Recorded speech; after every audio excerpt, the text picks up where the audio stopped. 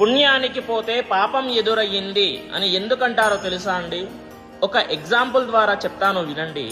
ఒక అతనికి మీరు అన్నం పెడుతున్నారు అని అనుకోండి. అతను అన్నము తింటూ ఉంటాడు. అప్పుడు అన్నంలో ఒక వెంట్రుక వస్తుంది.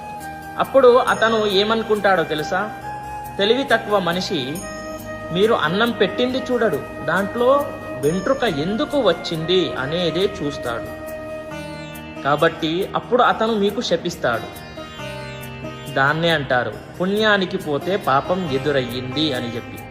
అందుకే వినండి, ఎవరికి సహాయం చేయాలో ఎవరికి చెయ్యకూడదో మీకు తెలిసి ఉండాలి.